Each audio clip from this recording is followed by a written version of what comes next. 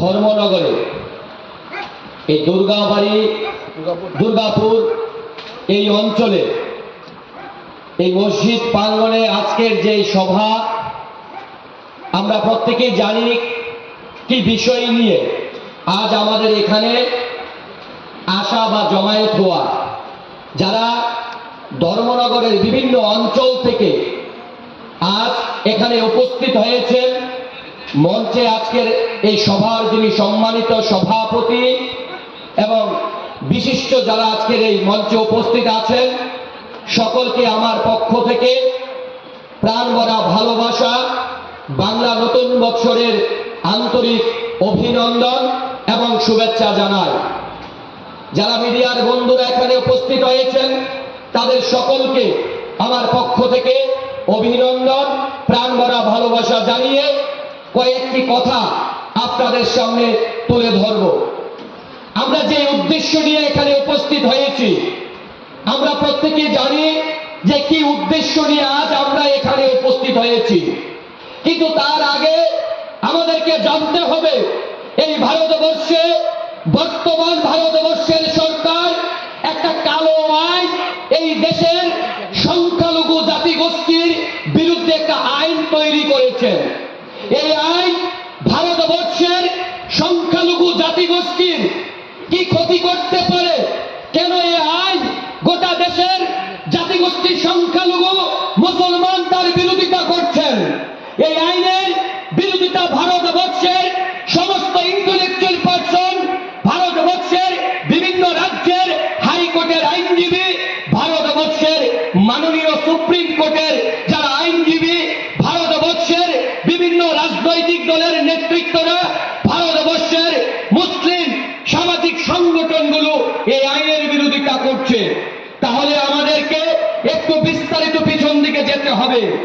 634 খ্রিস্টাব্দে যখন হযরত মুহাম্মদ সাল্লাল্লাহু আলাইহি সাল্লাম হযরত ওমর রাদিয়াল্লাহু তাআলা আনহুকে নিয়ে খাইবারের যুদ্ধ জয়লাভ করে ফিরে আসছিলেন, তখন হযরত ওমর একটি খেজুর বাগান উপহার পেয়েছিলেন। তিনি বারবার নবীজিকে বলছিলেন যে আমি এই খেজুর বাগানটাকে আমার প্রয়োজন নেই, এই খেজুর বাগানের আমার দরকার নেই, এই খেজুর বাগানটাকে আমি কি করব? এই কথা বারবার বলার পর সেই দিন আমার আপনার প্রিয় নবী সেই দিন হযরত ওমর রাদিয়াল্লাহু তাআলা আনহুকে বলেছিলেন যে তোমার যদি এই খেজুর বাগান প্রয়োজন না হয়, তাহলে সেটাকে আল্লাহর নামে, আল্লাহর ওয়াস্তে এটাকে দান করো মুসলিম জাতি গোষ্ঠীর উন্নয়নের স্বার্থে। কিন্তু এই খেজুর বাগান দান করলে তুমি এবং তোমার উত্তরসূরি যারা হবে, তোমার পরিবারের কেউ পুনরায় সেই খেজুর বাগান দাবি করতে পারবে না, তার মালিকানা চাইতে পারবে না। অর্থাৎ সেটাকে ওয়াকফ করতে হবে। আরব বিশ্বের বিভিন্ন রাষ্ট্রে সেটাকে ওয়াকফ নামে বলা হয়। সেই সালটা ছিল 634 খ্রিস্টাব্দ। আস্তে আস্তে সেটা আরব বিশ্বে ছড়িয়ে পড়ে। তারপর আমরা জানি 1200 শতকের সময় ভারতবর্ষের মাটিতে যখন দিল্লি সুলতানি শাসন শুরু হয়, তখন এই ভারতবর্ষের মুসলিম জাতিগোষ্ঠীর উন্নয়নের জন্য, পিছিয়ে পড়া মুসলিম জাতিগোষ্ঠীর সমাজের অসহায় নিপীড়িত দুর্বল মানুষের উন্নয়নের জন্য আমার আপনার যারা পূর্বপুরুষ তারা আল্লাহর নামে ওয়াকফ করেছিলেন। মসজিদের জন্য, কবরস্থানের জন্য, খানকার জন্য, বাজারের জন্য, মাদ্রাসার জন্য, এতিমখানার জন্য, কবরস্থানের জন্য। সেই 1200 শতক থেকে আস্তে আস্তে এই ভারতবর্ষে ওয়াকফ চলে আসছে। 1937 সাল যখন ভারতবর্ষে ব্রিটিশ, তখন তারা এই আইন পরিবর্তন করতে চেয়েছিল। তৎকালীন সময় ভারতবর্ষের মুসলমানদের প্রবল আন্দোলনের ফলে সেই দিন ব্রিটিশ সরকার পেছনে যেতে বাধ্য হয়। 1954 সাল এটাকে ভারতবর্ষের তৎকালীন সরকার, তৎকালীন যিনি প্রধানমন্ত্রী পণ্ডিত জওহরলাল নেহেরু, তিনি এই ওয়াকফের হাতে সম্পূর্ণভাবে ক্ষমতা প্রদান করেন 1954 সালে ভারতবর্ষের সংবিধানের আইন মেনে ভারতবর্ষের মুসলমানদের এই সম্পত্তিটাকে রক্ষা করার জন্য 1950 সালে 55 সালে সেটাকে সম্পূর্ণভাবে ওয়াকফের হাতে দেওয়া হয়। তারপর আমরা জানি 1995 সাল তৎকালীন ভারতবর্ষের সরকার এই ওয়াকফ আইনের মধ্যে একটা সংশোধনী আনেন। তখন ভারতবর্ষে বিতর্কিত হয়নি।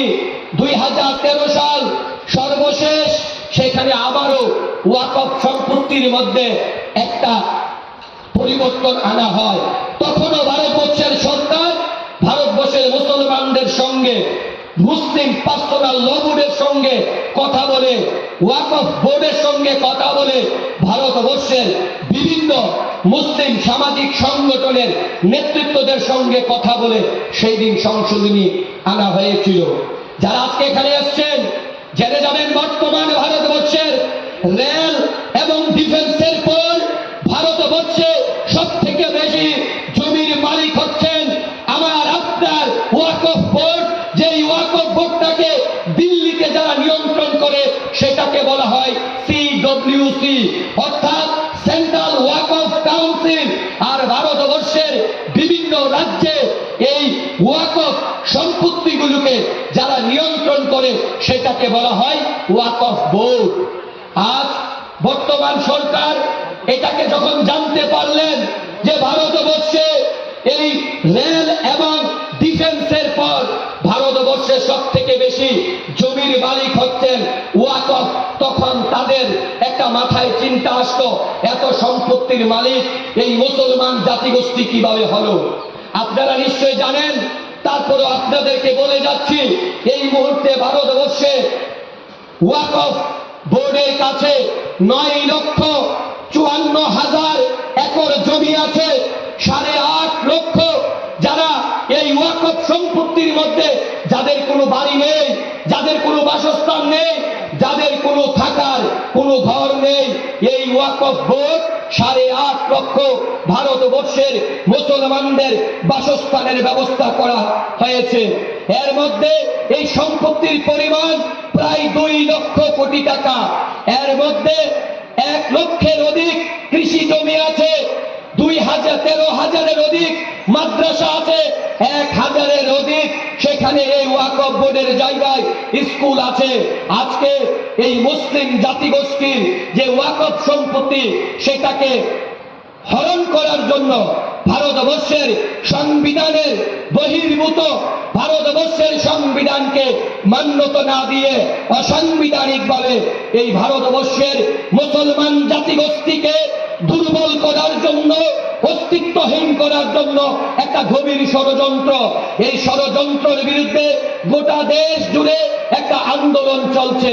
তার মধ্যে ত্রিপুরা রাজ্যের বিভিন্ন জায়গাতেও হচ্ছে, আপনাদের ধর্মনগরে হচ্ছে। এখন আমি দীর্ঘায়িত না করে শুধু আপনাদেরকে বলবো, যারা আজ এখানে উপস্থিত হয়েছেন, আমরা সবাই যারা এখানে উপস্থিত হয়েছি জাতিতে সংখ্যালঘু। তার মধ্যে আমার অনেক পূর্ববর্তী বক্তা যারা এসছেন যারা জাতিতে মুসলমান না, কিন্তু আজ যখন আমরা এর প্রতিবাদ করছি, এর বিরুদ্ধে আমরা বলছি যে আমরা এই কালো আইন মানি না, এই কালো আইন প্রত্যাহার করতে হবে, তখন ভারতবর্ষে একটা অপপ্রচার চালানো হচ্ছে। অপপ্রচার কি? যে ভারতবর্ষে এমন একটা অপপ্রচার চালানো হচ্ছে যে মুসলমান জাতিগোষ্ঠী ওয়াকফের নামে ভারতবর্ষের অন্য কোন জাতিগোষ্ঠীর জায়গা বা জমি জোর করে দশকের পর দশক দখল করে রেখেছেন, এমন ভাবে প্রচার করা হচ্ছে। মনে রাখবেন, আজকে যারা এখানে এসছেন আমার মুসলমান ভাই বন্ধুদেরকে বলবো, আপনারা সেই বিভ্রান্তিটা কাটিয়ে উঠতে হবে। এই লড়াই শুধু মুসলমানদের লড়াই নয়, এই লড়াই ভারতবর্ষের সংবিধানের আর্টিকেল 26 সেই লড়াইটাকে বাঁচাতে হবে। কারণ ভারতবর্ষের যেই দিন 1950 সালের 26শে জানুয়ারি এই দেশের সংবিধান কার্যকরী হয়েছিল, সেদিন ভারতবর্ষের সংবিধানের খসড়া কমিটিতে মুসলমানরাও ছিল। এই সংবিধান রক্ষা করার আমার আপনার দায়িত্ব, এই সংবিধান রক্ষা করতে হবে আমার আপনাকে। তাহলে জেনে যান, যেদিন ভারতবর্ষের সংসদের মধ্যে এই বিল যখন উত্থাপন হয়েছিল, আজ কিন্তু বিল নেই। আমি আসার পর দেখলাম আপনাদের এখানে লেখা আছে ওয়াকফ বিল। বর্তমান ওয়াকফ বিল নেই, রাষ্ট্রপতি স্বাক্ষর করে দিয়েছেন। এখন এটা হয়েছে আইন। আজ যেদিন 5 তারিখ, মে মাসের 5 তারিখ, এই মাসের 5 তারিখ ভারতবর্ষের রাষ্ট্রপতি সেই বিলের মধ্যে স্বাক্ষর করে দিয়েছেন। এখন থেকে সেটা আইন হয়েছে, বিল না। কারণ এটা আমরা বলছি কালো আইন। এই কালো আইন আমাদেরকে বাতিল করতে হবে। কারণ আমার আপনার পূর্বপুরুষ 3.5 হাত মাটির নিচে শুয়ে আছে। আমাকে আপনাকে আগামী কবে যেতে হবে 3.5 হাত মাটির নিচে? আমার আপনার জীবনের শেষ সম্বল হচ্ছে 3.5 হাত মাটি। সেই মাটি বর্তমান সরকার কেড়ে নিতে চাইছে। এদের বিরুদ্ধে গণতান্ত্রিকভাবে আমাদেরকে লড়াই করতে হবে। এই লড়াইতে হিংসা ছড়ানো যাবে না, কারণ সেই অধিকার সংবিধান আমাকে আপনাকে দিয়েছে। এই সংবিধানের অধিকার রক্ষা করা আমার আপনার দায়িত্ব। এই দেশের প্রত্যেকটা জাতি গোষ্ঠীর দায়িত্ব হচ্ছে দেশের সংবিধান রক্ষা করা। আমি যেই কথাটা বলছিলাম, এমন ভাবে প্রচার করা হচ্ছে যে মুসলমানদের সঙ্গে সম্পৃক্তি নিয়ে হিন্দুদের মধ্যে বিভেদ হচ্ছে, মুসলমানদের সঙ্গে অন্যান্য ধর্মাবলম্বীর জাতিগোষ্ঠীর সঙ্গে বিভেদ হচ্ছে। না বন্ধু, যেই দিন 2 তারিখ সংসদের মধ্যে এই বিল পাশ করা হচ্ছিল, এই বিল যাতে পাস না হয়, এটা যাতে আইনে পরিণত না হয়, সেই দিন ভারতবর্ষের সংসদের মধ্যে 232 জন সাংসদ যারা এই বিলের বিরুদ্ধে, এই কালো আইনের বিরুদ্ধে ভোট প্রদান করেছিলেন, তার মধ্যে 192 জন ছিলেন অমুসলমান, যারা মুসলিম ছিলেন না। মাত্র 40 জন সাংসদ ছিল যারা মুসলিম। রাজ্যসভায় যখন এই বিল পাস করা হচ্ছিল, আইনে পরিণত করা হচ্ছিল, সেই দিন এই আইনের বিরুদ্ধে বিপক্ষে যারা ভোট দিয়েছেন, এই রাজ্যসভার সাংসদদের সংখ্যা ছিল 95 জন। তার মধ্যে 10% সাংসদ মুসলমান ছিল না। অর্থাৎ এই লড়াই মুসলমানদের না, এই লড়াই ভারতবর্ষের সমস্ত জাতিগোষ্ঠীর। এই লড়াই ভারতবর্ষের সংবিধানকে রক্ষা করার যে অধিকার সংবিধান আমাদেরকে দিয়েছে। আমি দীর্ঘায়িত না করে আপনাদের কাছে শুধু একটা অনুরোধ রাখার জন্য আগরতলা থেকে এসেছি।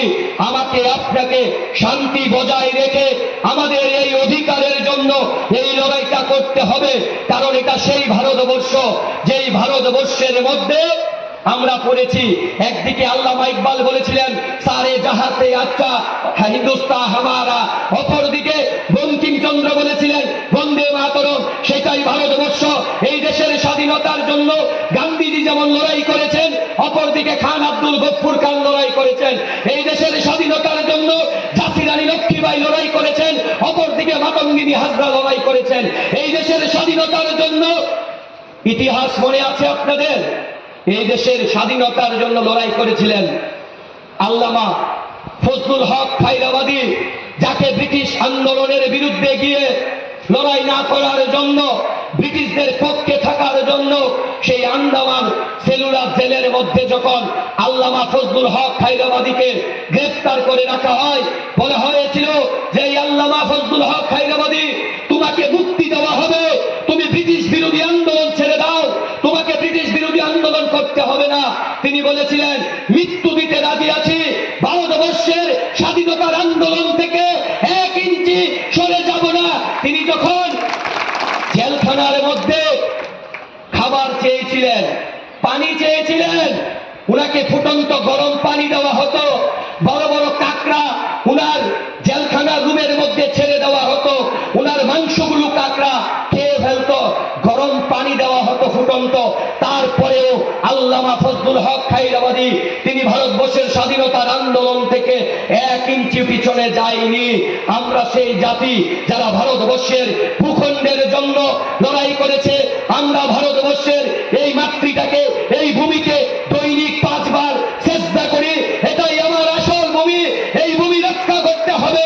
এই ভূমি রক্ষা করতে গেলে সমস্ত আন্দোলন করতে হবে। আমাদের আকাবিররা, আমাদের মুরব্বীরা যখন যেই আন্দোলনের কথা বলবেন শান্তিভাবে সেই আন্দোলনে আমরা ঝাঁপাবো। আমি সর্বশেষ শেষ করে দিয়ে যাব, যারা ভাবছেন লড়াইটা হিন্দু এবং মুসলমানদের মধ্যে, যারা ভাবছেন এখানে একটা ধর্মের সুরসুরু দিয়ে মুসলমান আর হিন্দুদেরকে আলাদা করবেন, করতে পারবেন না। কারণ এটা সেই ভারতবর্ষে, যেই ভারতবর্ষের আজকের দিনও বিভিন্ন মন্দিরে যে কালী পুজোর যে সঙ্গীত বাজানো হয়, শ্যামা সঙ্গীত বাজানো হয়, সেই শ্যামা সঙ্গীত যার কণ্ঠে বাজানো হয় তিনি হচ্ছেন মোহাম্মদ রফি। আর যিনি এই শ্যামা সঙ্গীত লিখেছিলেন তার নাম ছিল বিদ্রোহী কবি কাজী নজরুল ইসলাম। ভারতবর্ষের হিন্দু বাড়িতে এখনো যে বিয়ের সানাই বাজানো হয় সেটা হচ্ছে বিসমিল্লাহ খানের সানাই। এখনো ভারতবর্ষের মাটিতে যেখানে জাতীয় পতাকা উত্তোলন করা হয় সেই পতাকাটা কে তৈরি করেছে জানেন আপনারা? এই জাতীয় পতাকার যে গেরুয়া, সাদা, সবুজ এই তিনটা কালার দিয়েছেন সুরাইয়া তাইয়ুব যিনি এই পতাকার তিন কালার দিয়েছেন। আর বাজের যে অশোক চক্রটা দিয়েছেন তিনি ছিলেন দক্ষিণ ভারতের একজন ব্যক্তি, তার নাম পিয়াঙ্গালা ভেঙ্কাইয়ু। তিনি এই দুইজনের সমন্বয়ে এই ভারতবর্ষের জাতীয় পতাকা তৈরি করা হয়েছে। তাই আমরা বলতে চাইছি এই দেশের প্রত্যেকটা মানুষের সঙ্গে আমাদের সমান অধিকার আছে। এই অধিকারের জন্য লড়াই করতে হবে। কারণ সুপ্রিম কোর্টে মামলাটা উঠেছে। গতকাল আপনারা দেখেছেন যিনি সুপ্রিম কোর্টে যারা মামলা লড়ছেন 110টি মামলা এখনো পর্যন্ত সুপ্রিম কোর্টে এই কালো আইন বাতিলের পক্ষে যারা পিটিশন করেছেন তার অধিকাংশ যারা আইনজীবী তারা হচ্ছেন হিন্দু, তারা মুসলমান নয়, তাদের অধিকাংশ হচ্ছেন হিন্দু। তাই এই লড়াইটা মুসলমানদের লড়াই না, এই লড়াই ভারতবর্ষের সকল ধর্মের, বর্ণের, জাতের, ভাষার লড়াই। এই লড়াইটা আমাদেরকে লড়তে হবে। সর্বোপরি বলে দিয়ে যায়, আপনারা ঘাবড়াবেন না, বিভ্রান্ত হবেন না। আমাদের মধ্যে আমি একটু স্টেট ফরওয়ার্ড কথা বলি, তাই অনেকের কাছে ভালো, অনেকের কাছে ভালো নয়। আমাদের এই আন্দোলনকে বানচাল করার জন্য একটা শ্রেণী এখানে মাঠে ময়দানে নেমেছেন। গত 2-4 দিন আগে আপনারা টিভির পর্দায় দেখেছেন আগরতলার প্রেস ক্লাবে মুসলিম রাষ্ট্রীয় মঞ্চের নামে সেখানে সাংবাদিক সম্মেলন করা হয়েছে। করে বলেছেন যে এরা নাকি এই ওয়াকফ কালো আইনকে সমর্থন করে। এই ধর্মনগর থেকে 2-4টি ফোন আমি ব্যক্তিগতভাবে পেয়েছি। আগরতলা বলেছেন যে আপনারা ওয়াকফের মতন আইনের বিরোধিতা করছেন, আর এরা কারা যারা মুসলিম রাষ্ট্রীয় মঞ্চের নামে আইনটাকে সমর্থন করছেন। আপনারা কি বিভ্রান্ত করছেন মানুষকে? আপনাদের মুসলমান ভাইয়েরাই তো এই আইনটাকে সমর্থন করছেন। তাহলে আপনাদের মতন মানুষ আমাদেরকে জিজ্ঞাসা করেছেন। মনে রাখবেন, যতটুকু আমার মনে আছে, আল্লাহর নবী যখন জীবিত ছিলেন, আল্লাহর নবী যখন এই দুনিয়াতে ছিলেন, তখন একটা মসজিদ মদিনাতে তৈরি হয়েছিল। সেই মসজিদ উদ্বোধন করা হয়েছিল আল্লাহর নবীকে দিয়ে। সেই নবী বিরুদ্ধে ষড়যন্ত্র করার জন্য মুনাফিকরা সেই মসজিদ প্রতিষ্ঠা করা হয়েছিল যাতে আল্লাহর নবীর বিরুদ্ধে ষড়যন্ত্র করা যায়। এরা মুনাফিক। মনে রাখবেন, এই মুনাফিক থেকে এই জাতিকে রক্ষা করতে হবে। যারা জাতির বিরুদ্ধে ষড়যন্ত্র করে, হ্যাঁ, এরা জাতির শুভাকাঙ্ক্ষী হতে পারে না। এদের কাছ থেকে আমাকে, আপনাকে দূরে থাকতে হবে। আর আমার হিন্দু ভাইদেরকে, যারা আপনাদের পাড়া প্রতিবেশী, তাদেরকে অন্য নজরে দেখবেন না। কারণ আমাদের এই লড়াইটার জন্য যারা কোর্টে আইনি লড়াই করছেন তারা আমার হিন্দু ভাই। কপিল সিব্বল লড়াই করছেন। বারবার কপিল সিব্বল বলছেন যে ভারতবর্ষের সংবিধানের আর্টিকেল 26 অর্থাৎ 26 নম্বর ধারায় বলা আছে স্পষ্ট, যেখানে সংবিধান বলে দিয়েছেন ভারতবর্ষের যে কোনো মানুষ তার স্বাধীনভাবে তার ধর্ম গ্রহণ করতে পারবে, ধর্ম পালন করতে পারবে, ধর্ম প্রচার করতে পারবে এবং তাদের ধর্মীয় প্রতিষ্ঠানগুলোকে তারা নিজেরা পরিচালনা করবেন, নিয়ন্ত্রণ করবেন। তাই আজকে মনে রাখতে হবে, এই লড়াই শুধু আমার আপনার লড়াই নয়। এই লড়াইতে আমার হিন্দু ভাইদেরকে আনতে হবে। আমার যারা শিখ আছেন, বুদ্ধিস্ট আছেন, যারা পাহাড়ি আছেন, যারা বাঙালি আছেন, সকলকে এই আন্দোলনে নিয়ে আসতে হবে। তাহলে এই আন্দোলনটাকে আমরা সফল রূপ দিতে পারবো। আপনাদের মাঝখানে এসে উপস্থিত হয়েছেন এই কুট্টি কদমতলার যিনি বিধায়ক ইসলামউদ্দিন মহাশয়, সবাইকে অনুরোধ করব ওনাকে স্বাগত জানার জন্য আজকের এই অনুষ্ঠানে। উনি এসেছেন, আমি আমার বক্তব্য দীর্ঘায়িত না করে যাওয়ার আগে বলে যাব, এই লড়াইতে সকলকে নিয়ে লড়বেন, একটা জাতিগোষ্ঠীকে নিয়ে লড়বেন না, মানুষের মধ্যে যাতে বিভ্রান্ত না ছড়ানো হয়। অনেকের কাছে একটা কনসেপ্ট, আমার যারা মুসলমান ভাইয়েরা আছেন, যে জয় শ্রীরামের ধ্বনি দিলে হয়তো আতঙ্কে থাকি। হ্যাঁ, আমরা আতঙ্কে থাকি, কিন্তু মনে রাখবেন ভগবান রাম তিনি ছিলেন আদর্শের প্রতীক, তিনি ছিলেন আদর্শ একজন মানুষ। উনাকে নিয়ে বিভ্রান্ত করা হচ্ছে, তাই এই বিভ্রান্ত যাতে না হয় আমার হিন্দু ভাইদের সঙ্গে মিলে আমাদেরকে লড়াইটা করতে হবে। এই কয়েকটি কথা বলে আপনাদের কাছ থেকে বিদায় নিয়ে যাচ্ছি। সবাই ভালো থাকবেন, সুস্থ থাকবেন এবং ঐক্যবদ্ধভাবে সংঘবদ্ধভাবে এই কালো আইন বাতিলের জন্য গণতান্ত্রিক পদ্ধতিতে শান্তিপ্রিয়ভাবে এই আইন বাতিলের পক্ষে আমাকে আপনাকে লড়াই করতে হবে। সকলকে আবারও সালাম জানাই, আসসালামু আলাইকুম। সবাই ভালো থাকবেন, সুস্থ থাকবেন, সকলের জন্য শুভেচ্ছা কামনা করছি।